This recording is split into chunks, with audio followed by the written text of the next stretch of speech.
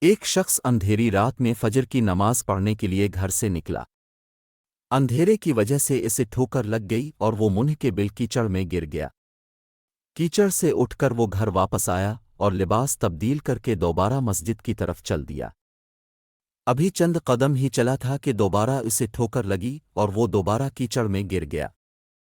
کیچڑ سے اٹھ کر وہ پھر دوبارہ اپنے گھر گیا، لباس بدلا اور مسجد جانے کے لیے دوبارہ گھر سے نکلا۔ جیسے ہی وہ اپنے گھر سے باہر نکلا تو اس کے دروازے پر اسے ایک شخص ملا جو اپنے ہاتھ میں روشن چراغ تھامے ہوئے تھا۔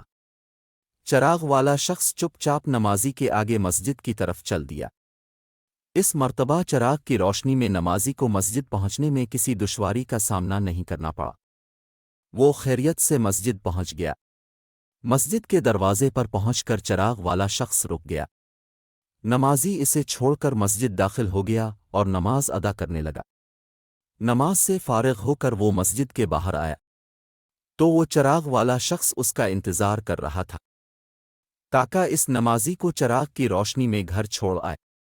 جب نمازی گھر پہنچ گیا تو نمازی نے اجنبی شخص سے پوچھا، آپ کون ہیں؟ اجنبی بولا، سچ بتاؤں تو میں ابلیس ہوں۔ نمازی کی تو حیرت کی انتہا نہ رہی۔ اس اجنبی کی یہ بات سن کر نمازی سوچنے لگا، ابلیس شیطان کیسے مجھے مسجد تک چھوڑ سکتا ہے؟ اس کا کام تو لوگوں کو بہکانا ہے۔ تو اس شخص نے بڑی حیرت کے ساتھ ابلیس سے پوچھا، تجھے تو میری نماز رہ جانے پہ خوش ہونا چاہیے تھا، مگر تم تو چراغ کی روشنی میں مجھے مسجد تک چھوڑنے آئے۔ ابلیس نے جواب دیا کہ جب تمہیں پہلی ٹھوکر لگی اور تم لباس تبدیل کر کے مسجد کی طرف پلٹے تو اللہ تعالیٰ نے تیرے سارے گناہ معاف فرما دیے، اس لیے میں چراغ لے کر آیا ہوں کہ تم بغیر گرے مسجد تک پہنچ جاؤ۔ اس شخص نے جیسے ہی یہ بات سنی تو اس نے اللہ تعالیٰ کی بارگاہ میں اپنا سر جھکا کر اللہ کا شکر ادا کیا۔ تو دوستو، یہ ہے ہمارے رب کی شان۔